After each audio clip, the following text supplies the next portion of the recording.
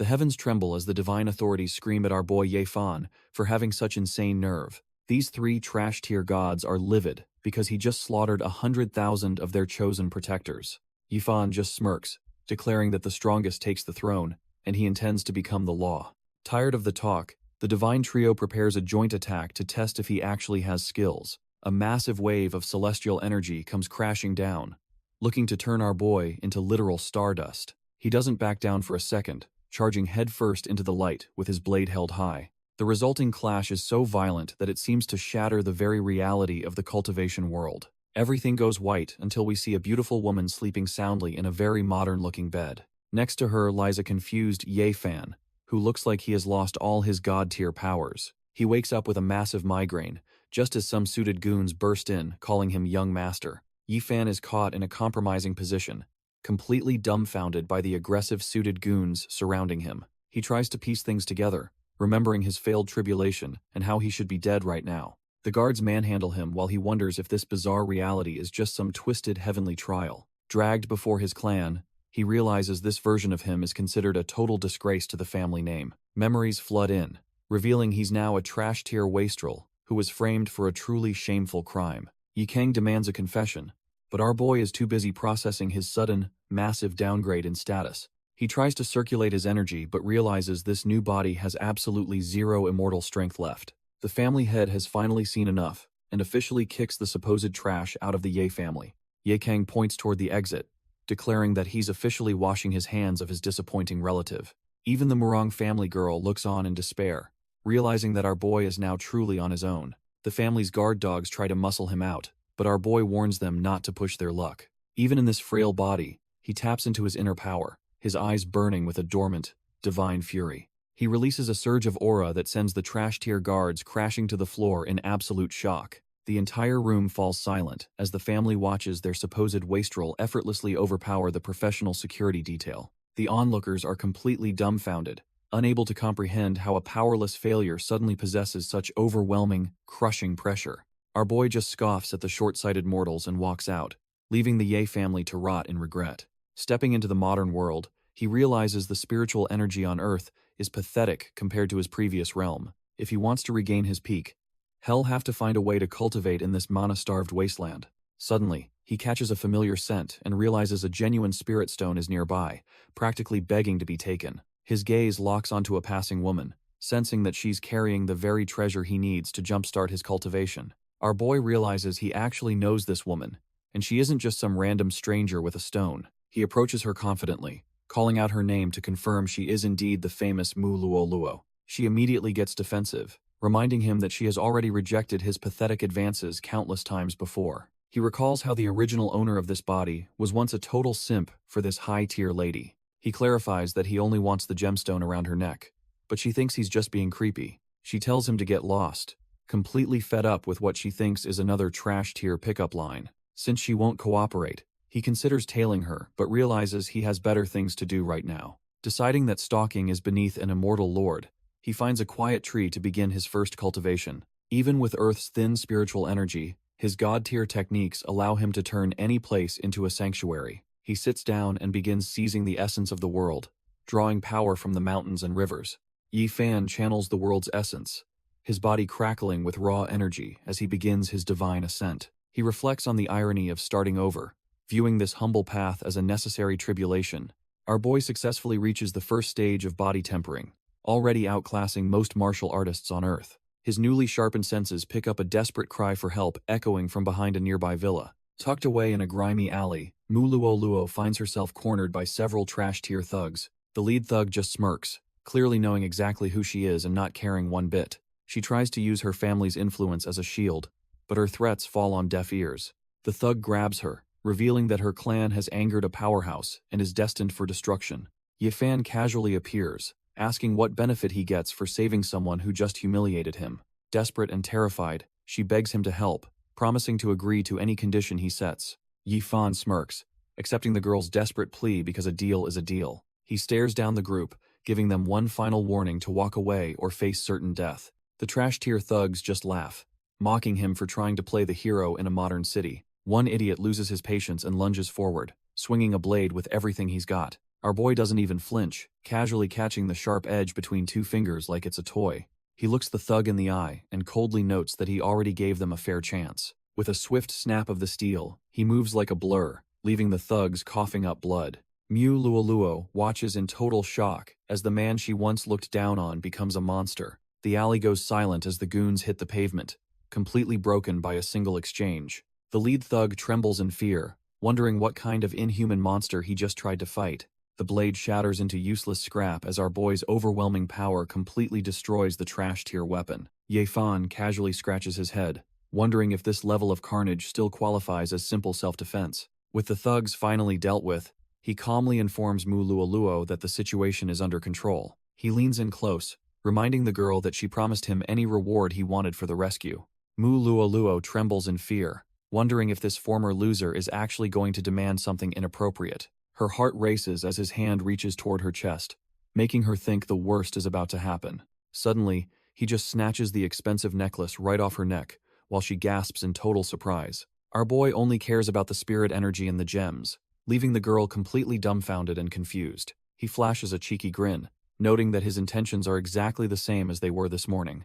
Mu Luoluo fumes with absolute rage, realizing the jerk only saved her to rob her of her jewelry. Ye Fan waves goodbye to the fuming girl, leaving her to process the fact that she was just robbed. He admires the high-quality spirit stone, planning to use its essence to refine some much-needed immortal pills. 2 days pass, and our boy shows up at the local university, with a very different kind of hustle. He sets up a stall selling blessed prayer beads for a staggering 100,000 each to strengthen the body. The local students can't believe the fallen young master of the Ye family has become a trash-tier street vendor. Since he's been disowned, Ye Fan knows he can only rely on himself to fund his cultivation journey. His current weak body only managed to condense 3 pills, but selling them should keep him comfortable. Suddenly, a familiar voice interrupts his thoughts, offering to buy out his entire stock without any hesitation. Turns out his previous victim, Mu Luoluo, has tracked him down and looks more annoyed than ever. Recognizing a repeat customer, he decides to be generous and offers her a massive discount on the set. Mu Luoluo hands over a check for 300,000, telling our boy to keep the extra change. Ye Fan calmly accepts the payment, finally offloading his stock to his most reliable, high-paying customer. The transaction is complete, providing the former immortal lord with the funds he needs to continue his journey. Seeing his hidden potential, she offers another 200,000 to hire him as her personal bodyguard. He snatches the check back but makes it clear he has no intention of being her servant.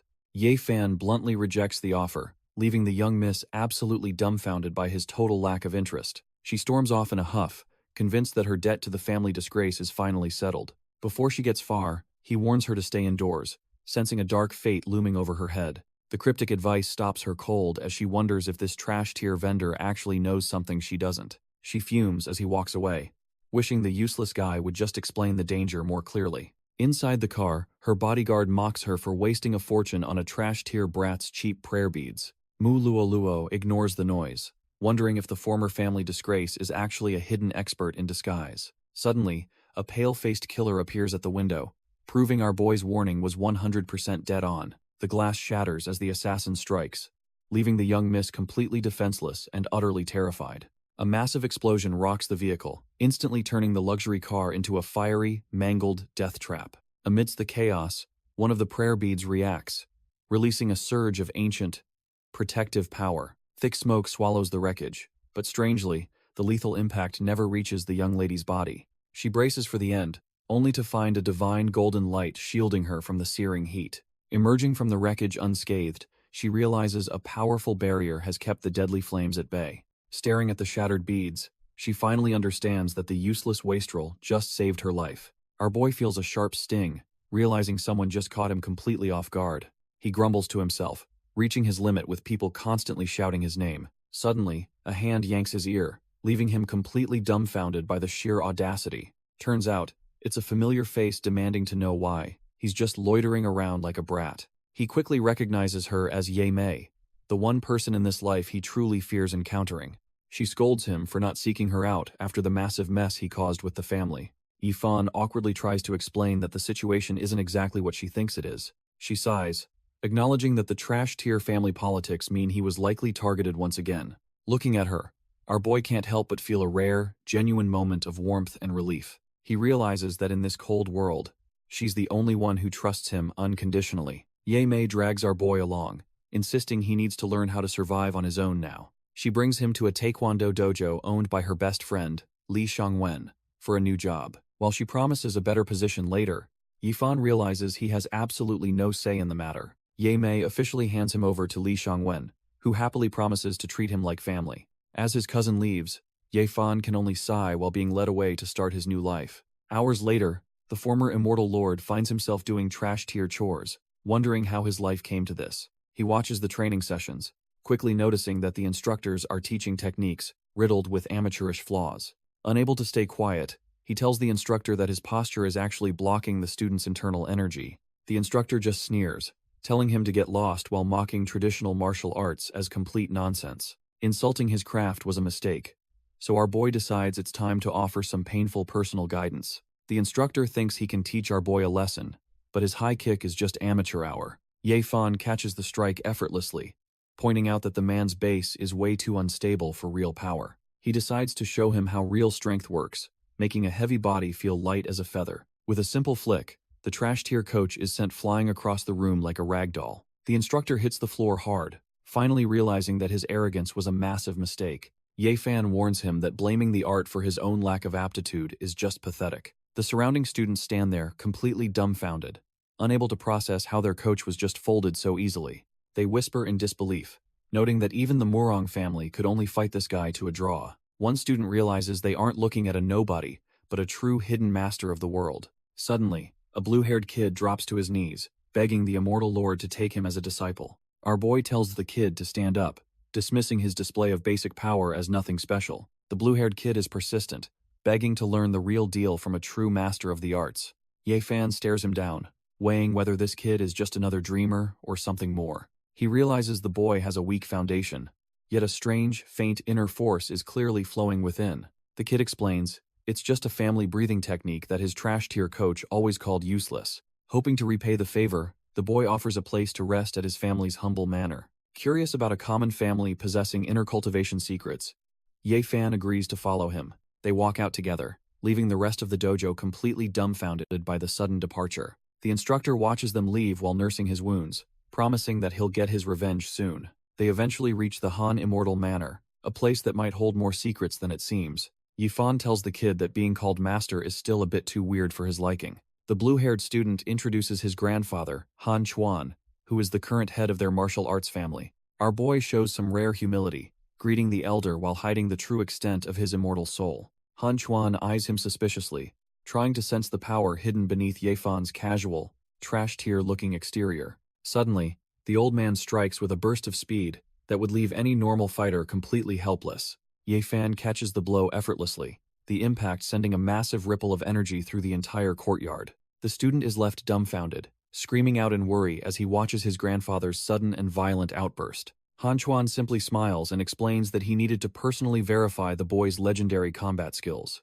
Unfazed by the sneak attack, Ye Fan asks if he finally passed the old man's little strength test. Han Chuan acknowledges his defeat, realizing that a true hero has finally emerged from the new generation. Han Chuan wonders about the boy's mysterious background, noting how few masters could tank his punch so casually. The old man's pride is short-lived as his internal injuries flare up, forcing him to cough up blood. Panic grips the courtyard when the student realizes his grandfather's condition is critical and demands an immortal physician. Right on cue, a man named Dr. Yan appears, claiming his timely arrival is a stroke of luck. Our boy isn't buying the coincidence, his sharp gaze narrowing as he analyzes this newcomer's suspicious timing. Yi Fan's immortal senses scream that something is fundamentally off about the doctor's dark and swirling energy. Inside the master bedroom, the desperate student begs the physician to save the patriarch from the brink. The doctor claims an evil poison is invading the body and prepares to circulate his power to expel it. He presses his hand against the old man's chest,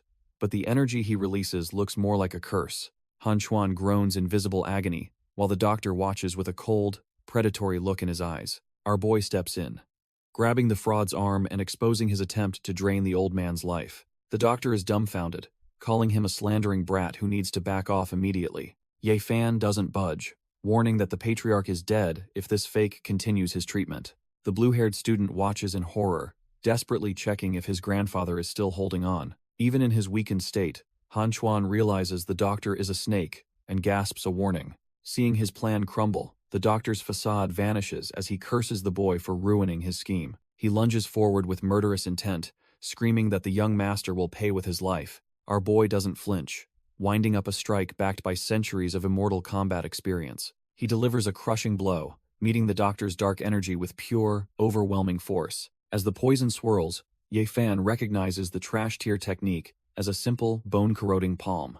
Ye Fan mocks the doctor's pathetic trick, noting that bullying an old man is one thing.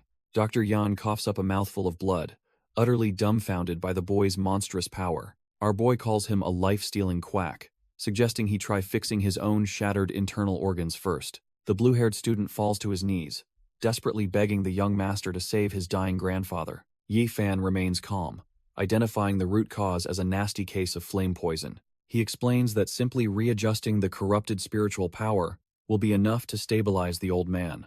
Using his precise control, he guides the fiery energy through the patriarch's dantian and 5 vital organs. The grandson's eyes light up with hope as he sees the color returning to his grandfather's face. Han Chuan finally breathes easily, telling his grandson that they have truly found a god-tier benefactor. Grabbing his hand, the patriarch thanks Ye Fan for curing an illness that plagued his family for centuries. Ye Fan plays it cool, claiming he just picked up some medical tricks from an old book. Han Chuan admits his old eyes were blind, forever doubting our boy's ability to teach his grandson. The patriarch leads him away, promising the family's greatest treasure as thanks for saving his life. They arrive at a massive plantation where the Han family has secretly grown top-tier spiritual herbs for generations. Ye Fan realizes they are a declining cultivation clan, while Han Chuan laments their lost strength. The old man offers the entire manor and the precious herb garden as a humble gift.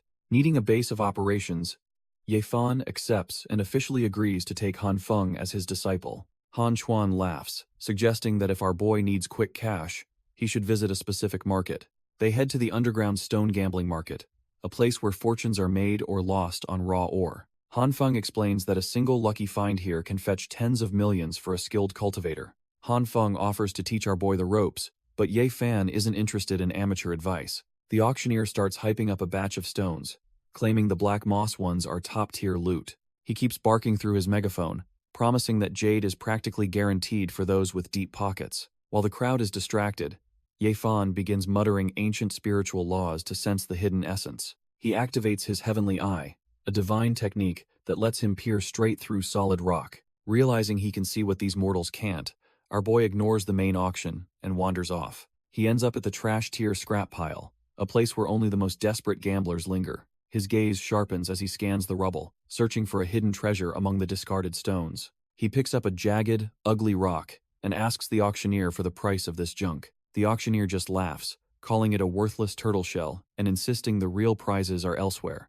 Ye Fan holds the jagged rock and asks for the price, completely unfazed by its ugly exterior. The auctioneer just laughs, mocking our boy by saying this junk is only worth the price of a turtle. Han Feng is dying of embarrassment, begging his master to stop picking through the trash-tier scrap pile. Ignoring the noise, Ye Fan surges his mana into the stone, asking his disciple to look closer at the trash. The outer shell shatters instantly, revealing a massive chunk of high-grade green jade that glows with pure essence. The entire crowd is left dumbfounded as they realize the worthless rock was actually a priceless treasure. Ye Fan just smirks, telling them he saved everyone the cutting time, and asks where he can pay. Suddenly, the vibe shifts as someone frantically starts searching for our boy's whereabouts. A messenger bursts in, screaming that something terrible has happened back at the Taekwondo dojo. Ye Fan and his disciple arrive at the dojo, finding the students gathered and waiting for his arrival. Ye Fan walks in like he owns the place, casually asking which trash-tier mob was looking for him. Coach Ma introduces a few local hotshots, hoping our boy will represent the dojo in a spar. Han Feng starts sweating, whispering that these guys are the most notorious bullies in the city's martial arts scene. He points out their leader, Murong Sanmu, a man whose reputation for violence precedes him. Turns out this Murong guy is the reigning Taekwondo champion of the entire Xihua province. Ye Fan just smirks, wondering if beating this supposed champion will officially make him the new #1. Coach Ma loses his cool, screaming for Murong to hurry up and put this arrogant brat in his place. Murong doesn't even flinch, coldly questioning if a nobody like Ye Fan is even worthy of his time. One of his lackeys laughs, claiming a weakling like Ye Fan won't even last 3 punches against him. The cocky thug steps forward, beckoning our boy to come over and face his inevitable doom. Ye Fan sighs, realizing he needs to end this farce now to protect his sister's friend's reputation. He maintains his composure, formally introducing himself while asking the trash-tier bullies for their names. The cocky thug loses his patience immediately, throwing a punch and telling our boy to just drop dead. Ye Fan catches the strike like it is nothing, mocking the thug for choosing the hard way to learn. With a swift movement, he delivers a brutal kick that sends the loudmouth reeling in pain. The thug is sent flying across the mats, landing right in front of his stunned allies. Coach Ma cannot believe his eyes and screams in rage, wondering what the hell Ye Fan is doing. Our boy just smirks, telling the coach that his previous lesson clearly did not sink in deep enough. The old man charges forward in a blind fury, refusing to accept that he is outclassed by a brat. Before he can even land a hit, Ye Fan grabs him by the collar, leaving him completely paralyzed. Ye Fan reminds the old man that he's only still around because of his sister's lingering kindness. The coach is dumbfounded, unable to comprehend how a supposedly frail kid possesses such monstrous physical power. Desperate to reclaim his pride, the instructor lashes out with a pathetic kick aimed at our boy. Ye Fan catches the leg with ease, proving that trash-tier techniques won't work on a true master. He stares him down, coldly stating that he might have to start breaking bones to teach some manners. Just as he prepares to finish the job, he senses a sudden shift in the air nearby. Suddenly, the province champion Murong Sanmu intervenes, forcing Ye Fan to toss the useless coach aside. Our boy just smirks, mocking the newcomer for thinking a sneak attack would actually work on him. Murong Sanmu remains silent, his sharp gaze fixed on the target he was sent to humiliate. Without a word, the champion launches a lightning-fast high kick to test the limits of Ye Fan's guard. Ye Fan catches the champion's kick mid-air, making the supposed elite look like a total amateur.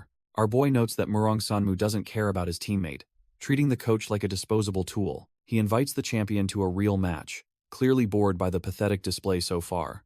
Murong Sanmu snaps and charges forward, shouting that there's no more need for useless talk between them.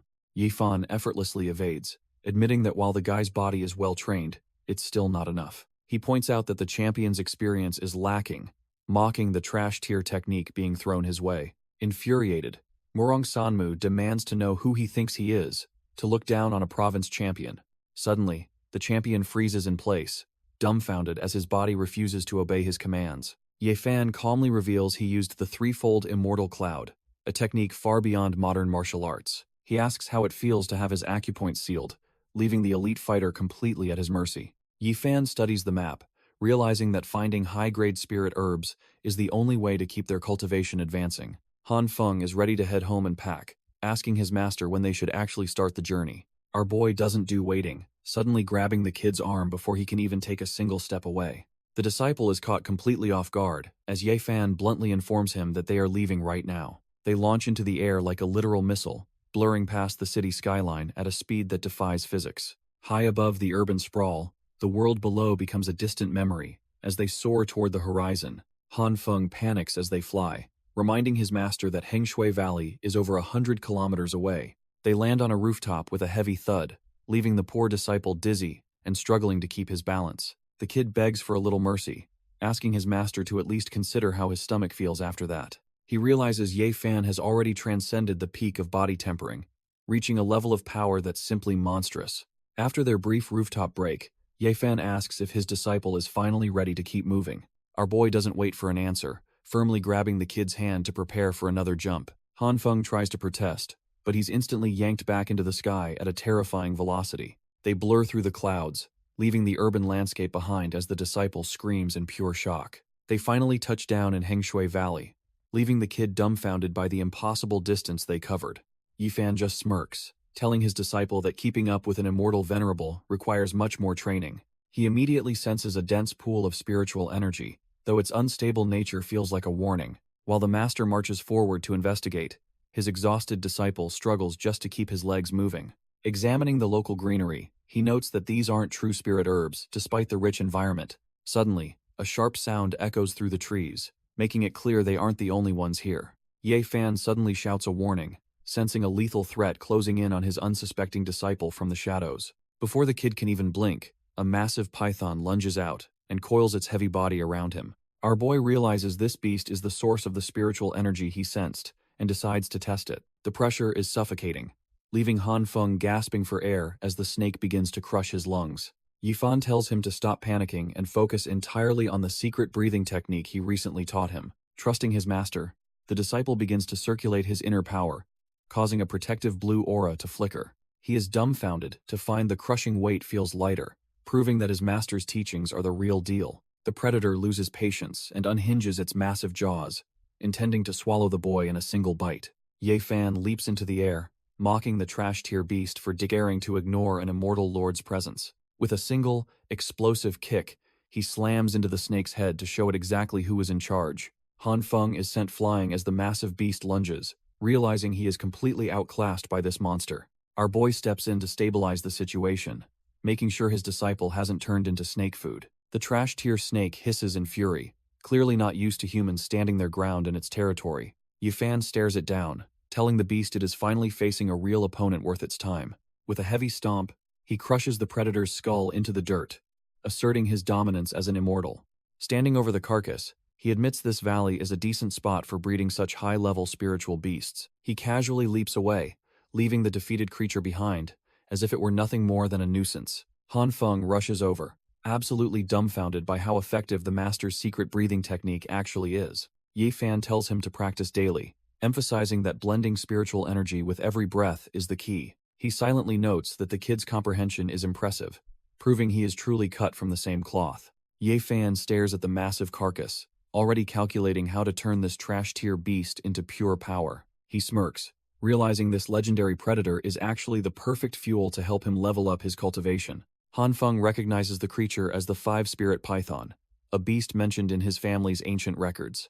Our boy laughs when he hears it's a legendary man-eater, calling the terrifying guardian just a little snake. He examines the scales, noting that only a place with such rich spiritual energy could produce such a specimen. Instead of heading home, he decides to refine the beast's essence right here in the middle of the valley. Glowing talismans stick to the python's hide as the air begins to hum with concentrated spiritual pressure.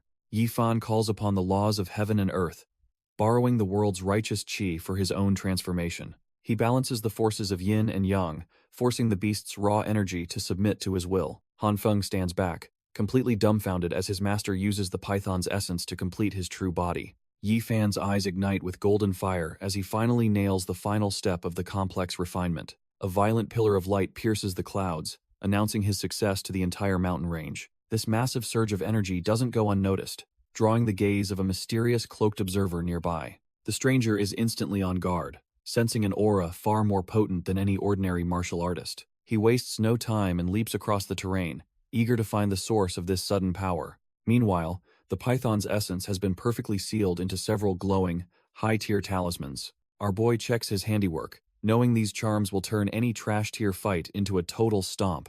Han Feng is completely dumbfounded, realizing these talismans possess a spiritual pressure unlike anything he's ever seen. Ye Fan breaks it down, explaining how he used the beast's attributes to create specialized combat buffs. Having absorbed the remaining energy, our boy stands at the peak of body refining, leaving his disciple in awe. Han Feng suddenly remembers something crucial and calls out to his master with a bright idea. He points toward the peaks, recalling ancient texts about a hidden spirit garden the python was guarding. Our boy agrees that since they've cleared the trash-tier beast, the loot rightfully belongs to them. Ye Fan is impressed by the kid's knowledge, while Han Feng admits cultivation is his only real passion. Their celebration is cut short when a sudden disturbance sends a flock of birds scattering in panic. Sensing a shift in energy, Ye Fan confirms there is definitely movement coming from the garden's direction. They waste no time and launch themselves across the valley to investigate the source of the commotion. Touching down with perfect precision, they prepare to face whatever is waiting for them in the brush. Instead of a monster, they find a massive wall of glowing golden text, shimmering with ancient power. Han Feng is left completely dumbfounded, having never witnessed such a strange and divine phenomenon before. Yifan realizes they've finally reached the garden entrance, but the door isn't exactly what he expected. He mentally kicks himself for forgetting that a place this rich in essence would obviously have formation wards. It finally makes sense why his earlier scan came up empty against such a high-level concealment technique. Reaching out, he identifies the barrier as the minor northern 7-star formation, fueled by the local terrain. He notes that 7 specific cores must be broken in a precise sequence to avoid wasting their efforts. Our boy explains how the ward warps reality to keep trash-tier outsiders from ever seeing the garden. Han Feng is so dumbfounded by the technical explanation that he starts frantically taking notes like a student, Pointing at the glowing script, Ye Fan identifies the exact spots where the first two star cores lie. He begins a calculated walk across the grass, knowing a single mistake could ruin the entire operation. The air hums with ancient energy as the formation finally starts to react to his perfect sequence. Han Feng realizes his master is systematically dismantling the ward by hitting every single core. With all 7 cores located, Ye Fan tells his disciple they can finally enter the hidden grounds. Han Feng is completely dumbfounded that his master knows an ancient formation lost to time itself. Ye Fan just brushes it off, thinking this high-level knowledge was barely an appetizer in his past life. He considers it a stroke of fate to find such a legacy in this spiritually drained era. Suddenly, a lethal projectile whistles through the air, narrowly grazing our boy's cheek in a blur. The blade thuds into a nearby tree, proving someone was definitely aiming for a kill shot. A mysterious figure in a black cloak appears, catching both of them off guard with their presence. Ye Fan glares at the intruder, demanding to know who dared to launch such a cowardly sneak attack. The stranger is just as suspicious, questioning how a random kid could possibly crack their complex formation. A hand surges with spiritual pressure as the tension in the valley reaches a lethal breaking point. The intruder demands the truth about our boy's origins, threatening to execute both him and his disciple. Ye Fan remains completely unfazed, stating that absolutely no one in this world is capable of threatening him. The stranger smirks, admitting that reaching the 8th stage of body refining so quickly is actually quite impressive. However, he believes his own mastery of body refining makes him an unstoppable force in this sudden confrontation. He manifests a massive energy claw, demanding the formation's secrets or hell leave their corpses to rot. Ye Fan recognizes the monument-cleaving ape hand, realizing this trash-tier villain actually has some decent skills. Knowing Han Feng is a hostage, he decides to strike first with a heavy, unexpected blow to finish this. He channels his essence into a 1-star seal, ready to end the fight before things get even messier. Their powers collide in a blinding flash as the intruder laughs off what he thinks is a desperate counterattack. The 1-star seal erupts with blinding intensity, proving that our boy isn't playing around with this trash-tier intruder. The cloaked observer is completely dumbfounded as the sheer pressure of the attack begins to shatter his energy claw. He can't believe a mere 8th stage body refiner possesses enough raw power to actually suppress his secret technique. Ye Fan doubles down, reforming the seal to ensure this arrogant fly finally learns his place in the dirt. Realizing his monument-cleaving ape hand is being torn apart, the intruder starts to panic as his defense crumbles. He barely manages to leap away, knowing a direct hit from that beam would leave him severely crippled. Desperate to turn the tide, he reaches into his robes to pull out a hidden trump card. He tosses a massive Dharma bell into the air, hoping this ancient treasure can somehow stall Ye Fan's momentum. Our boy just smirks, pulling out a high-grade talisman and questioning if a simple bell can stop his advance. He calls the attempt utterly ridiculous before charging forward, ready to crush whatever pathetic defense remains. The talisman detonates in a blinding flash, completely overwhelming the intruder's desperate defense. He stares in pure horror as the realization hits that his treasure didn't stand a chance. The shockwave tears through the forest, splintering ancient trees like they were made of cheap glass. When the smoke clears, the trash-tier intruder is slumped against a trunk, gasping for air. He demands to know who our boy really is, baffled by a mere body refiner's insane speed. Ye Fan just stands there looking cool, reminding the guy that some people are simply untouchable. He gives the rat a single choice: disappear right now, or lose his life for good. Turning to his disciple, he checks if the kid is still in one piece after the chaos. Instead of running, the hooded man struggles to his feet, calling Ye Fan way too arrogant. He flashes a sinister smirk, asking if the immortal lord truly believes this fight is over. The hooded rat starts weaving hand signs, desperate to tap into a forbidden and dangerous power. He activates the bloodlust art, surrounding himself in a terrifying, crimson aura of pure malice. Our boy and his disciple watch as the forest air grows heavy with the scent of blood. Ye Fan explains that this trash-tier move boosts power by burning through the user's own essence blood. It only lasts 15 minutes, and the cost will leave the intruder completely broken afterward. Driven by pure spite, the cloaked man swears he won't let anyone leave this place alive. They both lunge forward, turning the clearing into a high-speed blur of lethal intent. Their fists collide with a deafening boom, sending a massive shockwave through the surrounding trees. The impact forces them apart, leaving the disciple dumbfounded that anyone could actually match his master. As the dust settles, the kid realizes this old guy's face looks strangely familiar from his past. Han Feng suddenly realizes this guy belongs to the Sun family, a powerful clan from Xihua province. Our boy wonders if they're actually a big deal, while his disciple explains their greedy history in Mi City. The intruder doesn't even deny it, simply wishing Head strangled the talkative brat when he had the chance. He claims this isn't family business. He just wants the spiritual treasures for himself in this dying age. Yifan just smirks and pulls out a talisman, telling the thief he needs more than talk to steal. He activates his giant strength talisman, causing a massive surge of golden energy to erupt from his body. Without wasting a second, our boy launches a heavy strike that looks like it could shatter a mountain. The intruder tries to block, but the raw power behind the punch creates a massive burst of light. The sheer force sends the trash-tier thief flying backward, like he was hit by a literal freight train. He skids across the grass, barely managing to stay upright after taking such a soul-shaking hit. The intruder realizes his current power isn't cutting it against our boy's overwhelming defense. Desperate, he burns his life force to activate the second stage of his forbidden bloodlust art. He launches a flurry of strikes, but Yefan blocks every single one without breaking a sweat.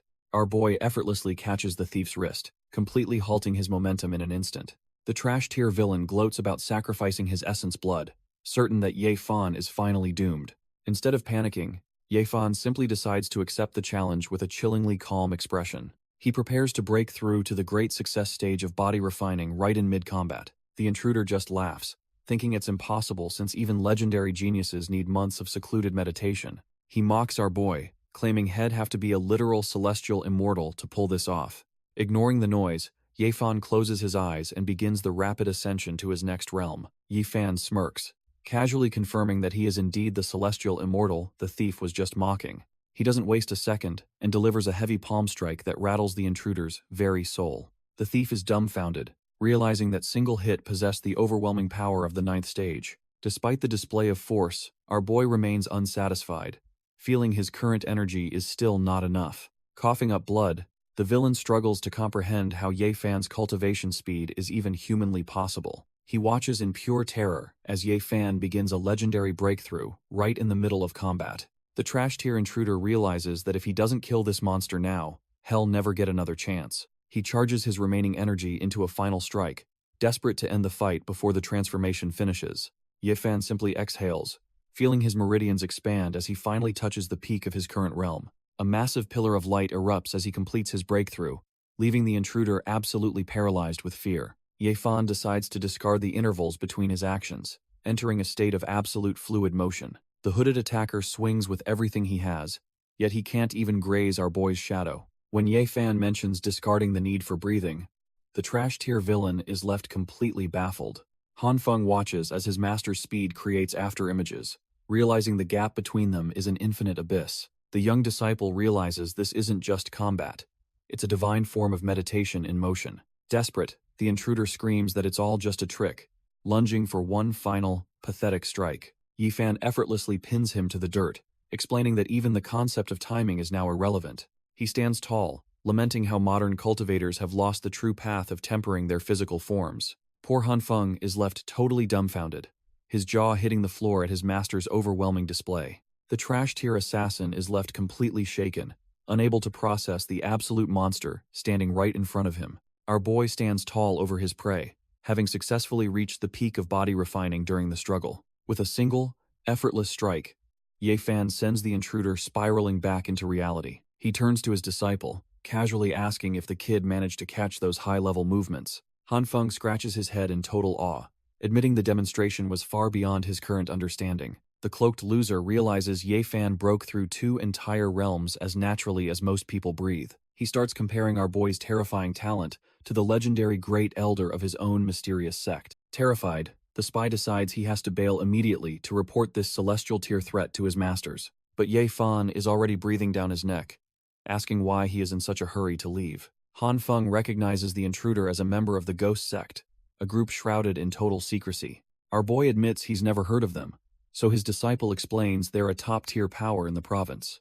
It turns out the Sun family has been working with these creeps all along to undermine their rivals. Hanfeng wants to drag the spy back to the city to expose the conspiracy to the major families. But Yefan has a much more creative plan for this trash-tier scout than just handing him over. His eyes glow with a sinister light as he releases his spirit confusion art to break the man's will. The intruder lets out a sharp cry as the mental technique tears through his flimsy psychological defenses. Suddenly, the guy is on his knees, begging for mercy and regretting ever crossing a true martial master. He pathetically clings to Yefan's leg, swearing hell forget everything if he's just allowed to live. Yifan tells the guy to back off, thinking it's a waste to kill a peak-level cultivator. Terrified, the scout begs to become a loyal servant if our boy just spares his miserable life. Yifan just smirks, deciding to take him up on that offer since he volunteered so pathetically. With a simple snap of his fingers, he prepares to lock this trash-tier spy into a permanent contract. Golden rings of energy manifest, binding the man's soul and ensuring he can never betray his new master. Sensing another presence, Yifan warns any hidden rats to scurry away before things get even uglier. When the eavesdropper refuses to budge, our boy sighs and decides to handle the pest personally. He teleports instantly behind the hidden watcher, demanding to know exactly who sent him to play spy. Shaking with fear, the man reveals he's from the Mew family and begs for a quick mercy. Yifan looks down from the trees, telling the pathetic spy that his time for begging is officially over. While the trash-tier scout remains pinned to the dirt, Han Feng watches his master handle the situation effortlessly. Yifan decides this rat is actually the perfect target to teach his disciple a new combat move. He places a hand on Han Feng's head, mentally transferring the complex cultivation technique in a blinding flash. The young disciple focuses intensely, feeling the searing heat of the new power circulating through his mind. Suddenly, Han Feng's hands ignite with spiritual flames as he prepares to test his master's lethal lesson. The spy can only watch in horror as the kid lunges forward with a fist full of fire. A massive explosion of heat erupts, proving that even a basic strike becomes a nuke with proper guidance. Yifan nods in approval, noting that while his student is still unrefined, he is a quick learner. Yifan tells his disciple to practice the dragon flame palm well before ordering him to follow along. They approach a wall of ancient runes, while the trash-tier spy remains bound by rings of searing fire. Our boy leads the way into a lush garden filled with vines that pulse with hidden spiritual energy. He scans the greenery until he finally spots exactly what he was looking for among the blooming roses. When the curious disciple asks about the find, Yifan reveals a rare and vibrant red spirit herb. He explains that this puppet fruit flower is the key ingredient for refining a high-grade control pill. With this, he can turn a weakling like Wu Yangming into a mindless puppet to serve his ends. Suddenly, he reaches out and begins the gruesome process of pulling the spy's essence from his very skull. He decides that soul extraction is far too advanced for Han Feng to grasp at his current level. Our boy starts the refining process, swirling spiritual energy to fuse the ingredients into a single potent catalyst.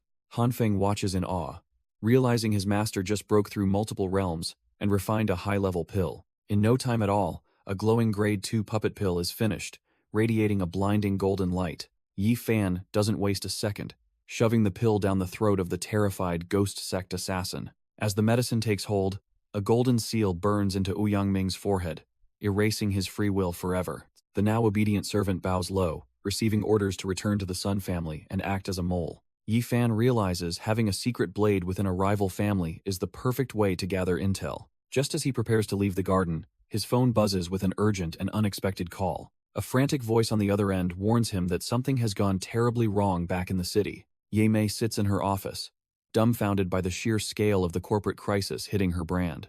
Our boy bursts through the door, ready to hunt down whoever is trying to sabotage his sister's life. She quickly hushes him, knowing that in this cutthroat city, they need to play their cards very carefully. The news is already broadcasting a massive investigation into her company, claiming their products are essentially toxic waste. It turns out customers are suffering from horrific skin necrosis, turning her premium brand into a public health nightmare. Ye Mei confirms the situation is dire, admitting that someone has finally found a way to corner her. The stakes skyrocket when they learn the mayor's daughter is a victim, making this a lethal political trap.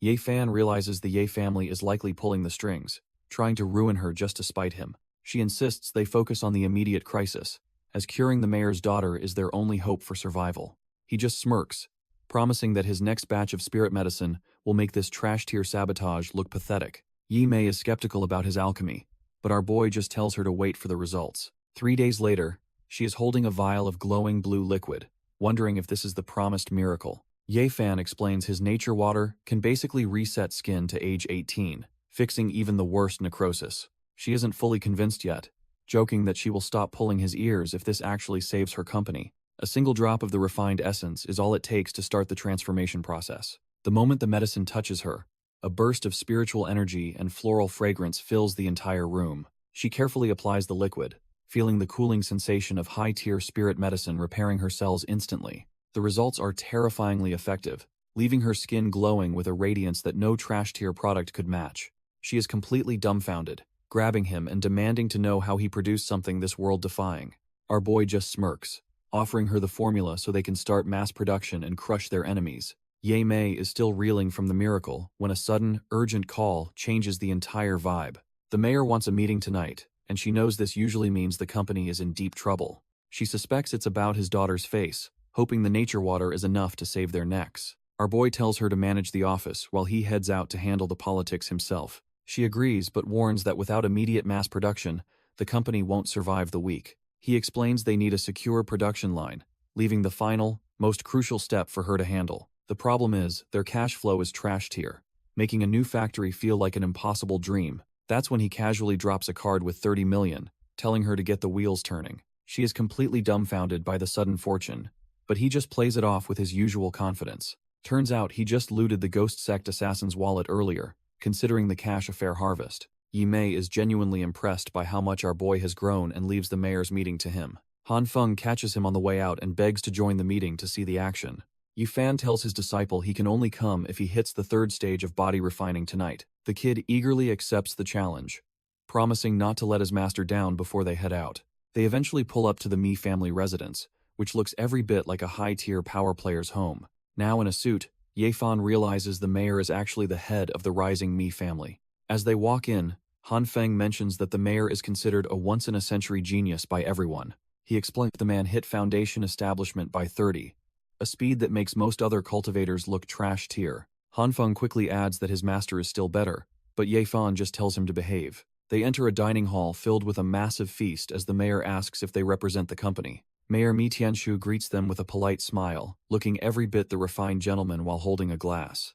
Our boy doesn't skip a beat, introducing himself as Ye Fan while offering a standard, polite handshake. The mayor accepts, but there's a sharp glint in his eyes, suggesting this is more than a simple greeting. As their hands meet, a sudden surge of spiritual pressure erupts, turning the handshake into a silent power struggle. The sheer force of their clashing auras creates a localized storm, nearly blowing a dumbfounded Han Feng away. Plates and wine go flying as the dining hall trembles under the weight of their massive internal power. Mi Tianshu is shaken to his core when he realizes his spiritual energy is being swallowed by Ye Fan. Yi Fan casually notes the mayor is approaching the middle stage of foundation establishment, which is actually somewhat impressive. The heavy tension finally breaks when a young girl peeks into the room, asking if she can come in. Softening his expression instantly, the mayor invites his daughter inside, ending the intense display of power. The mayor's daughter recognizes our boy as the representative from the cosmetics company everyone has been talking about. Mi Tianshu cuts straight to the point, asking exactly how Ye Fan intends to help his young daughter.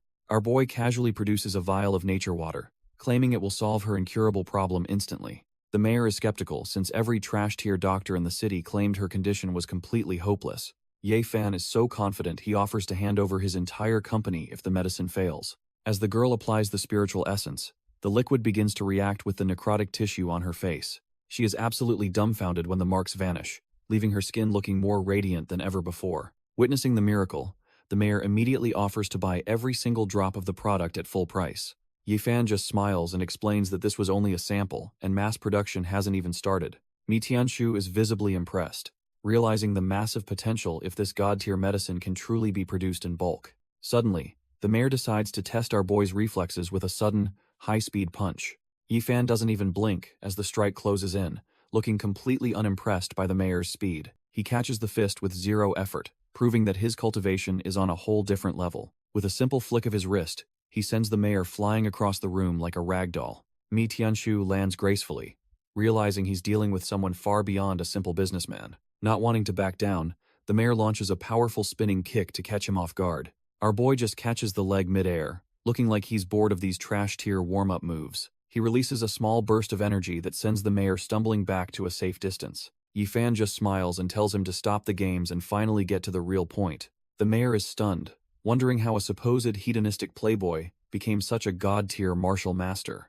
Ye Fan declares that his trash-tier past is gone and he's reclaiming his peak status. Mi Tianshu is dumbfounded, realizing that despite the big talk, this kid's strength is unmatched. Our boy pulls out a vial of nature water, confirming that mass-producing this miracle liquid is child's play. He shatters the container with a burst of energy to show how little he cares for one vial. Since he has the mayor's full attention, Ye Fan decides it's time to drop a serious business proposal. He points out a specific spirit spring on the map, making it clear he wants total ownership.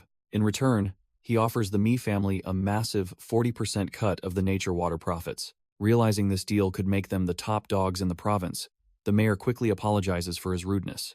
They seal the deal with a handshake, marking the start of a partnership that will shake the world. As they leave, Han Feng is completely stuffed from the feast, much to his master's annoyance. Just as our boy is about to head home, the mayor's driver offers him a respectful lift. Yi Fan is ready to bounce, but a familiar voice suddenly calls out to stop him. Mu Luoluo shows up with her security detail, claiming her father urgently needs to see him.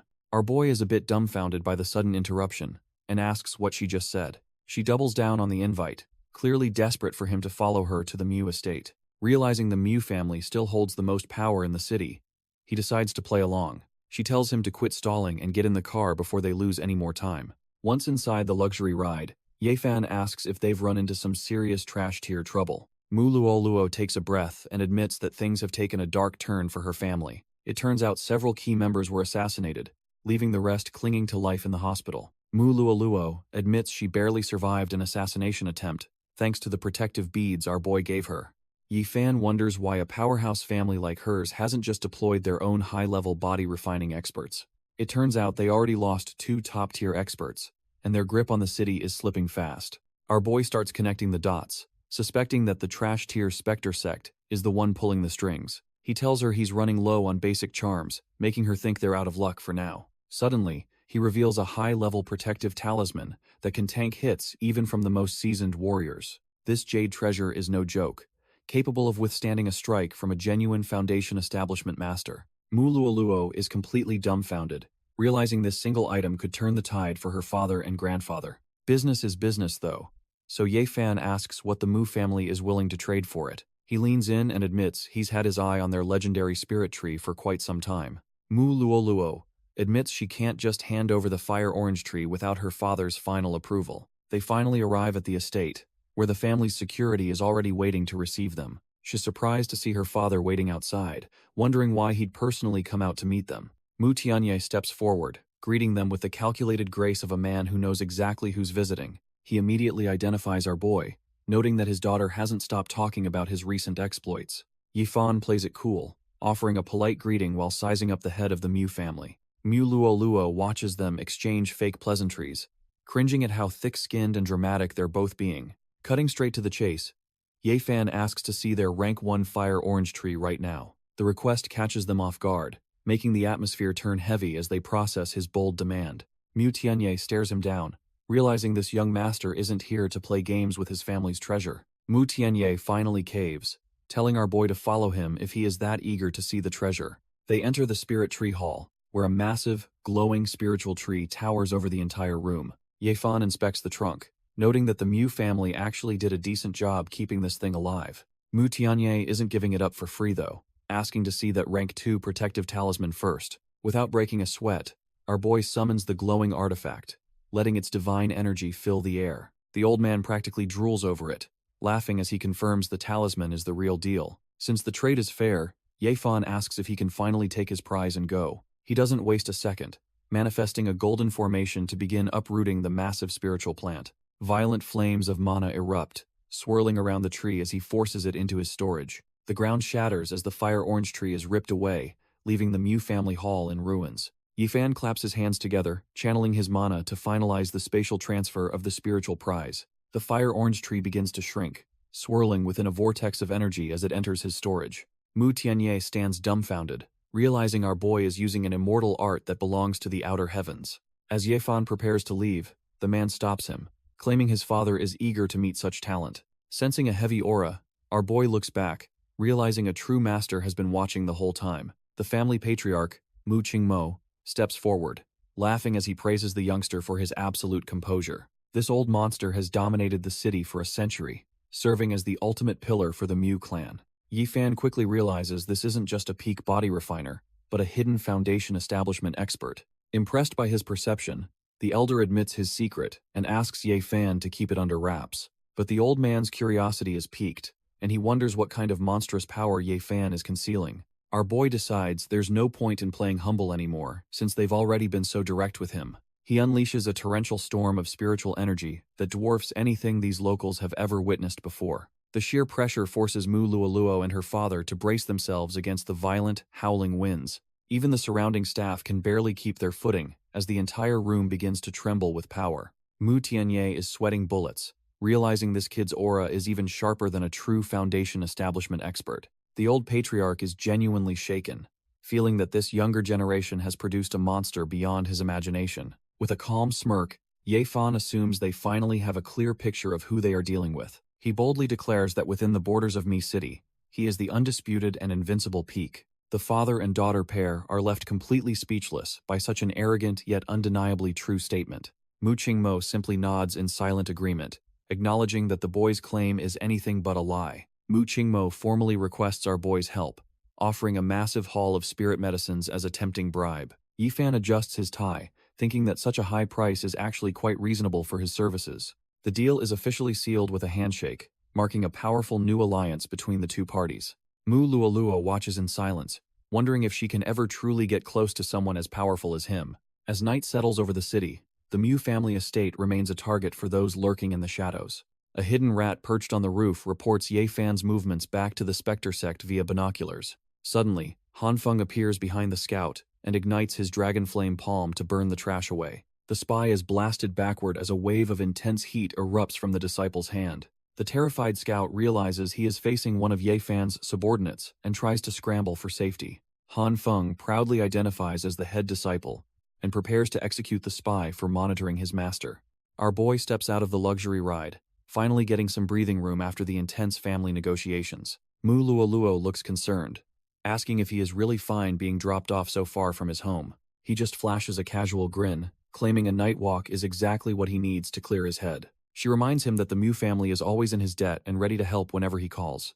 Before she can drive off, he reaches out and tells her to give him her hand for a moment. He hands her a jade talisman, explaining it is a personal protective gift meant strictly for her own safety. She stares at the artifact, dumbfounded that he would just hand over such a high-tier treasure like that. As he starts walking away, she realizes this man is truly cut from a completely different cloth. Clutching the treasure to her chest, her heart flutters as she realizes he actually cares about her well-being. Our boy just chuckles and waves her off, heading home while leaving the heiress totally mesmerized. Han Feng comes rushing in, panting and apologizing to our boy for showing up late to the meeting. Ye Fan asks if he found anything, and the disciple confirms there was indeed a trash-tier spy lurking nearby. The kid feels like a failure, admitting his skills weren't enough to stop the rat from escaping his grasp. Ye Fan just smiles, explaining that the boy's restless energy is already acting as a perfect beacon for tracking. With a flick of his wrist, he triggers a 1-star seal to hunt down the intruder across the city. He tells Han Feng to let the Mu family handle the cleanup while he heads off into the night. Turns out, the spy didn't get far before being slammed into the pavement by Ye Fan's overwhelming spiritual pressure. Mu Tianye realizes that in just one night, this young master has completely flipped the city's power balance upside down. Meanwhile, deep in the shadows, a hidden enemy seethes with rage, promising to end Ye Fan's life very soon. As the ripples of his power spread, the world begins to react to the return of a true immortal. Our boy heads to the herb plantation, ready to finally push his body past its current limits. He scoffs at the difficulty, knowing a former immortal lord shouldn't struggle with such trash-tier bottlenecks. He gathers the surrounding essence into a massive, swirling sphere of pressurized spiritual water. With a sudden surge of power, the energy detonates as he forces his meridians to expand. The breakthrough is a total success, officially cementing his physical form into the Foundation establishment stage. He notes that while his body is now top tier, his actual spiritual cultivation still has ways to go. Suddenly, he spots a girl in a yellow dress losing consciousness while walking through the city. He descends from the sky, landing with the kind of heavy impact that would shatter a normal man. Before she can hit the pavement, he catches her, proving he's definitely not cut from the same cloth. When she eventually wakes up in safety, he simply tells her that she is finally back among the living. The girl wakes up completely dumbfounded, wondering who this stranger is and why he's holding her hand. Our boy puts on a friendly face, thanking his lucky stars that his disguise technique is working perfectly. He introduces himself as Yang Fan, while she reveals her name is Murong Yu, a total stranger. To help her recover, he prepares a special concoction that's far from any trash-tier medicine. As he hands her the bowl, he asks what could have possibly caused her to collapse. She admits, with a heavy heart, that her family kicked her out, leaving her with nowhere to go. Yifan realizes her family is likely connected to his own mess. Feeling a pang of responsibility, she finds the meal delicious, unaware he spiked it with high-grade spirit medicine for her recovery. Since she's stranded, he offers her a room at the villa until she can get back on her feet. He hands over a key, suggesting she can pay her rent by handling some basic housework. Our boy gets a call from Mu Tianye, who asks if he's ready for some serious work. The city is getting restless after that spy's death, and the Mu family is feeling the heat. Mu Qingmo explains their plan to lure the rats out of hiding, using a massive recruitment fair. It seems the bait is working perfectly, since some suspicious high-level players have already shown their faces. Yifan doesn't hesitate for a second, telling them he's on his way to join the party. The announcer hypes up the crowd, promising millions and a rare pill to the strongest warriors present. 2 heavy hitters at the 9th stage of body refining arrive, clearly not here for the prize money. With a single signal, the matches finally kick off, and the arena explodes with raw martial energy. Trash-tier fighters start trading blows, but they're just the opening act for the real monsters lurking nearby. The competition heats up as contestants use everything they've got to secure a spot in the Mu family. Mu Luoluo watches in silence as the arena floor gets cleared by a single, devastating blow. Turns out the guy causing the chaos is a top-tier elder from the prestigious Xiao family. Our boy Ye Fan remains unimpressed, simply observing the power scale of the local heavy hitters. The arrogant master doesn't stop there, effortlessly launching another contestant into the air with purple energy. He mocks the entire province's martial arts scene, claiming their best fighters are worse than toddlers. This disrespect finally draws out Elder Shu, who advises the young man to check his ego. The veteran warrior leaps into action, showing off a level of speed that catches everyone off guard. He manifests a giant flaming sword, declaring that the brat's arrogance has finally sealed his fate. The Xiao family elder just smirks, seemingly bored by the old man's fiery display of power. While the crowd cheers, Ye Fan notes that Elder Xu's sword control technique is surprisingly sophisticated. Elder Shu goes all in with an explosive flame curse, hoping his massive blade can finally shut this brat up. The Xiao family elder just sneers, drawing a blade dripping with a sinister art designed to slaughter spirits. Their powers clash in a violent burst, but the arrogant guest elder effortlessly commands the veteran's flames to shatter. Our boy Ye Fan analyzes the scene, noting that the opponent's weapon is likely nurtured through dark human sacrifices. The veteran warrior is forced onto the defensive as the purple energy begins to devour his righteous fire whole. Realizing he's completely outclassed, the old man starts to sweat under the pressure of the master's overwhelming aura. The villainous elder mocks the old man's struggle, before unleashing a second, even more terrifying form of his art. Dumbfounded by the possibility of facing a Foundation establishment expert, Elder Shu desperately triggers a last resort protection curse. A massive purple specter lunges forward, tearing through the old man's defenses with absolute, bone-chilling ease. As the veteran is blown away, Ye Fan coldly concludes that it's over, and prepares for the next move.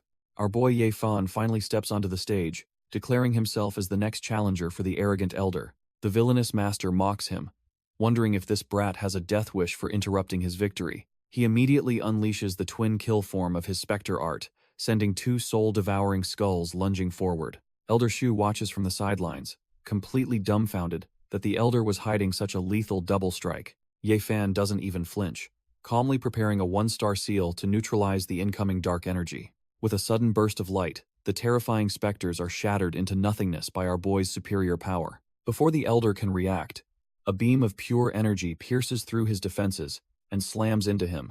Trembling and pinned by the pressure, the defeated master desperately demands to know who he's actually fighting. Yifan drops the act and reveals his name, letting the weight of his identity sink in. The crowd erupts in shock, realizing this powerhouse is the same heir the Ye family foolishly kicked out. The elder from the Xiao family demands to know who he's facing, while igniting his purple soul blade. Our boy just sighs, noting that being at the early Foundation establishment stage isn't nearly enough to impress him. The master's eyes widen in pure terror as he realizes he can't even track the speed of the outcast. Before he can swing his flaming sword, Ye Fan's fist is already inches from his face, radiating overwhelming pressure. A massive shockwave erupts as the punch connects, shattering the elder's dark energy and sending him flying back. Mu Qingmo watches the display with growing respect, realizing he is witnessing a level of power he rarely sees. The surrounding fighters are nearly blown out of their seats by the sheer force of the collision. Staring at the remains of his broken blade, the elder desperately asks what kind of god-tier technique was used. Ye Fan just shrugs it off, telling him that it wasn't a technique at all, just a basic punch. Refusing to admit defeat, The master retreats while hurling a desperate volley of energy at our boy.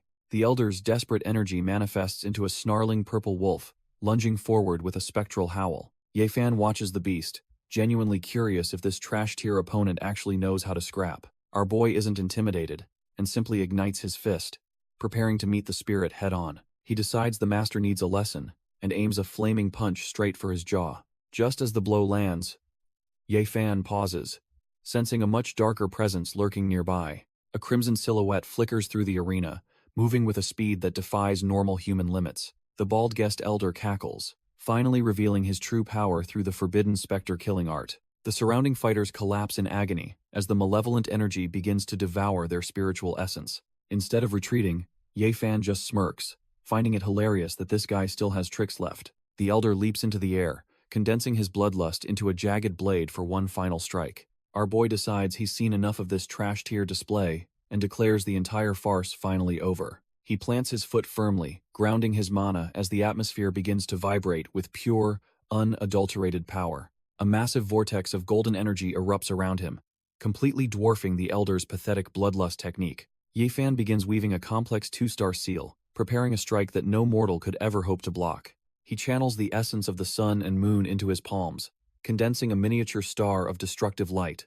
Ascending above the arena like a vengeful deity, he looks down on the elder who is now paralyzed with fear. Mu-Ching-Mo watches in absolute disbelief, unable to comprehend how a mere recruit possesses such ancient, godlike power. The surrounding staff shield their eyes, genuinely wondering if they are witnessing a literal god descend from the heavens. Our boy releases the seal, and a blinding pillar of divine light incinerates the elder's dark energy in an instant. When the dust settles, a massive crater remains, proving that the elder lost the second our boy stepped inside. Ye-Fan stands over the fallen trash, realizing the Xiao family's experts are just a bunch of frauds. He suddenly manifests a massive wooden construct, proving his wood spirit art is on a completely different level. Before the elder can even react, the giant hand snatches him up like a helpless insect. The guest elder screams in pure agony, finding his pathetic cultivation utterly useless against our boy's iron grip. As his own dark energy begins to consume him, the elder realizes he's dealing with a literal monster. Ye-Fan just stares him down, mockingly asking if he really thought he could escape after such disrespect. With a single, explosive palm strike, he shatters the elder's foundation and sends him to the afterlife. Mu-Ching-Mo rushes over in a panic, asking why he had to kill such a valuable source of information. Our boy just gives a cold smirk, calmly stating that they only need one of these rats alive. Ye-Fan lunges forward and pins the trash-tier elder, demanding to know who he really is. Our boy looms over him like a reaper, making it clear that playing coy isn't an option anymore. The elder trembles on the floor, his previous arrogance completely shattered by Ye-Fan's overwhelming pressure. Turns out he's Mo Yu, the grandson of a heavy hitter from the notorious Spectre sect. Ye-Fan just smirks, realizing the same rats keep crawling out of the woodwork to cause trouble. Mu-Ching-Mo demands the truth about the sect's plan to wipe Mi City off the map. Even with his life on the line, the brat tries to play tough and claims he knows nothing. Our boy doesn't have time for games, and activates a soul-piercing hypnosis to crack his mind open. Now a mindless puppet, Mo Yu reveals the Sun family is using the sect to crush the Mu family. Ye-Fan and the Patriarch realize the province's top powers are just puppets for these hidden cultivator clans. Our boy grills the captive, who reveals his grandfather is a powerhouse at the 8th stage of Foundation establishment. While the old man is dumbfounded by the news, Ye-Fan considers an 8th stage expert to be light work. Deciding he has gathered enough intel, our boy prepares to end the interrogation with a final, lethal strike. A beam of pure energy pierces the brat's chest, snuffing out his life before he can even scream. Standing over the body, Ye-Fan asks the Mu family what their next move is against such a threat. The Patriarch admits they are in a trash-tier position since he has only reached the early Foundation establishment stage. He realizes they are completely outmatched by the sect's Grand Elder, who is sitting at the late stage. With nowhere left to turn, the old man bows and asks our boy to guide them through this crisis. Our boy suggests a ruthless plan to wipe out the Sun family and secure some top-tier sect backing. High in the mountains, the Spectre sect remains blissfully unaware of the storm that is about to break. Inside their ancestral hall, the life slips of their fallen members suddenly crack and shatter into pieces. A sect elder is completely dumbfounded as he realizes both Old Ming and Mo Yu have been offed. Terrified, he rushes to inform the Grand Elder that their precious disciples have met a grisly end. The news reaches the sect's heart, and the air turns cold with the promise of impending slaughter. The Grand Elder is consumed by rage, swearing to grind the murderer's bones to dust for this insult. Back at the manor, the patriarch agrees that joining a powerful sect is their best bet for survival. Yi Fan realizes he just needs more spirit stones to reach a level where no elder can threaten him. Mu Qingmo mentions a secret auction in the capital that might have the stones our boy needs. Yi Fan decides it's finally time to make a move towards Xihua City to power up. The patriarch suggests Mu Luoluo should tag along since she knows the layout of the capital. While Mu Tianye offers his thanks, he's secretly plotting to tie Ye Fan to their family forever. Word spreads through the streets that the former Ye family wastrel is now the city's top powerhouse. The locals are dumbfounded, hearing how he crushed 2 elite experts without even breaking a sweat. Our boy heads back to his temporary hideout, keeping his fake identity as Yang Fan perfectly intact. Morong Yu greets him as he returns, having picked up some snacks to keep things casual. He realizes she's had a rough time being cast out, making this a long, sleepless night. The Ye family elders realize that Ye Fan's sudden rise has completely shattered the city's delicate power balance. Yi Long is visibly shaken, fearing that once the family head catches wind of this, they are all doomed. Yi Jianming just smirks, noting that even their leader lacks the strength to contend with a Foundation establishment master. Refusing to be a scapegoat, Ye Long demands a real plan to deal with the threat their kin poses. He suggests that if they can't touch the boy, they should at least try to ambush the family head. Yi Jianming mocks the trash tier idea, knowing a group of mid-stage weaklings stands no chance against a peak expert. Terrified his allies might sell him out to save themselves, Ye Long realizes his only option is to flee. Meanwhile, back at the hideout, a surprised voice questions how a certain someone managed to show up there. Our boy just flashes a confident smile, reminding them that he always keeps his word about returning. A warm memory of Ye Chong praising his grandson's courage flickers briefly as they reconnect. Our boy breaks down the betrayal, explaining how those trash-tier relatives used a mole to trap him. Ye Kang listens intently, demanding a demonstration of the Foundation establishment power Ye Fan claims to possess. He doesn't waste a second, immediately condensing a blinding sphere of pure spiritual energy between his hands. The sudden surge of power leaves Ye Kang trembling and drenched in a cold sweat of pure shock. With a roar, Ye Fan unleashes a devastating fire pillar that pierces the earth and reaches the sky. Watching from afar, Ye Long and his partner are paralyzed with fear by the distant, apocalyptic explosion. Yi Kang is utterly dumbfounded, confessing that even his greatest techniques pale in comparison to this raw might. He smiles, eager to see the look on the elders' faces when they realize who they've offended.